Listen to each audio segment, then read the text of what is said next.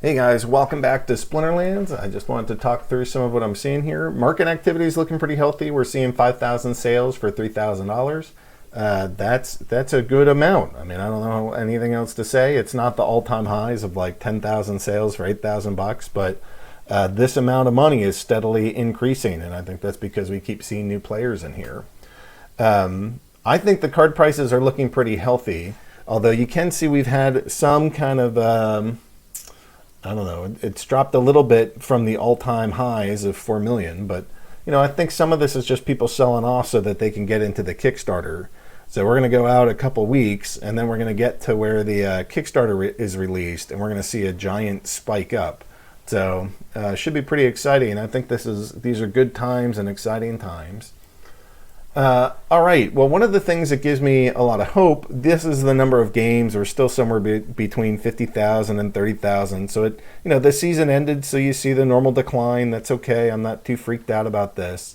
The main thing that I'm really excited about is we hit an all-time high for number of players. We just passed 3,000. We've never had 3,000 players playing the same day, and we did that yesterday with 3,006. That sounds awesome, but not only that, it's actually the all-time high for number of accounts interacting, where we had over 3,601 accounts both playing and transacting. This to me is huge. I mean, we've seen that once before in the 3,500 range, but again, this is a new all-time high. To me, that's super exciting. The rest of this is looking pretty good. You can see we've sold a ton of packs. That's gonna help us get our roadmap kind of completed here, along with the Kickstarter that's doing pretty well.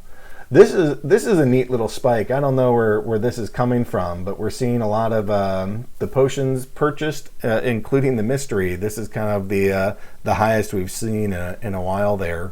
You can see a whole bunch of this delegation is happening. So maybe these are people that are that just got all these brand new cards are starting to rent them, so that's looking healthy. Lots of cards getting combined. You can see, just in the last couple of days, 10,000. The number of betas still getting combined is quite high. So you can see on average over the last 30 days, we're seeing 1,375 a day. That's over 200 packs worth of cards getting combined. This is pretty exciting times. You can see in recent history, it capped out at 2,500. That's 500 packs combined in a single day. I mean, this is what ultimately, when I think about why is my beta collection going to go up in value, I think it's because of all these card combines and people looking to go maximize their deck. And there's just not enough cards for everybody to do that. Also, the burning of cards is looking pretty healthy. You can see a pretty steady increase in the number of burns, or it's just looking healthy to me. Here on that last day, 5,000 betas burned.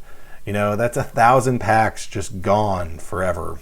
So that's exciting. And then that it's slowed down for the beta burns, but that's okay. But it's still creeping along. We still see some alpha burns that happen every so often. Look, there's an alpha burn, but I don't know. The card supply keeps going down and the number of players keeps increasing.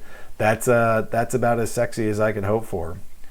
So I think let's go look at the sales volume too. We can go see how this is doing. And once again, we're about halfway through the month, and you can see the amount of Steam that's getting traded is going up. On the one hand, Steam is down, so you would think, oh, well, it's so cheap that there's lots of these market sales happening, or that each market sale is providing a lot of Steam. But on the other side, the fact that Steam is down, there's not a lot of people that are willing to trade it for cards because they think, oh, I better hold my Steam because the price is low. So I think those two things kind of negate one another.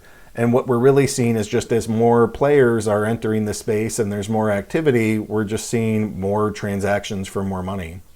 So, a lot of these things look good. That looks pretty healthy to me. The two other pieces that I'd kind of point to here, Fundition. We have the crowd fund that's happening. So we can go to our Fundition page, and you can see that that's up to $3,000, and there's 30 people that are backing this with crypto.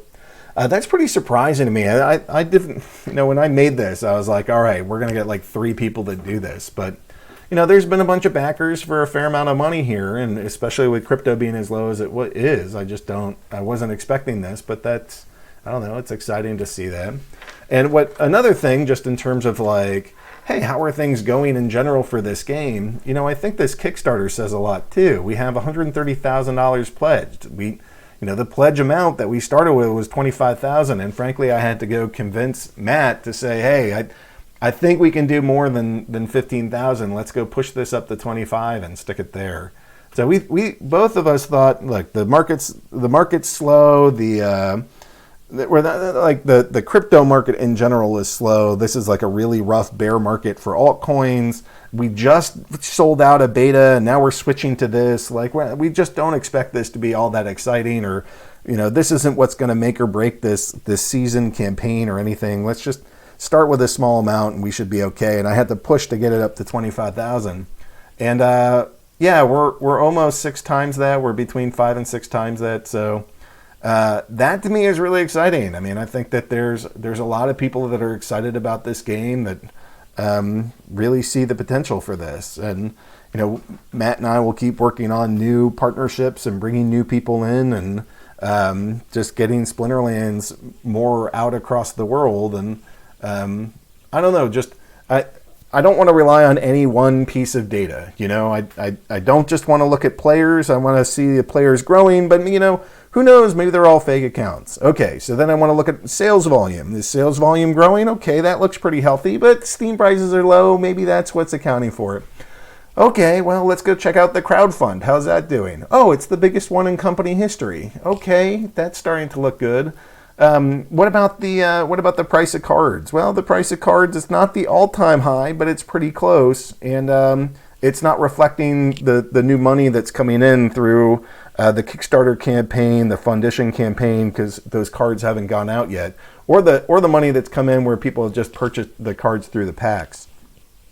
So when I put my thinking cap on, I think, my God, all of these things are going in the right direction, and that they look, all my key indicators are looking very healthy right now. So congratulations, guys. I hope that you're excited about your cards, excited about beta selling out, you're excited about Untamed coming in, and I'd encourage you to get in on the Kickstarter. I think it's going to be the best deal that we offer until next year at some point when we try it for another Kickstarter as we release whatever comes after Untamed.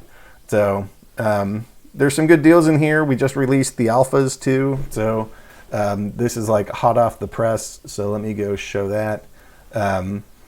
But I need to go here. All right, so we just made it so that if you're spending $1,000 in a physical pledge, you can also get the alpha cards, or like a pack of alphas, and I think that's pretty awesome and exciting. And hopefully you guys will dig it too. So that's my news for now. If I needed to sum up, I'd say State of Splinterlands is very strong. And man, I just can't imagine what this game is going to look like when we're not in a bear market anymore. All right, I'll see you guys again soon, and thanks for playing.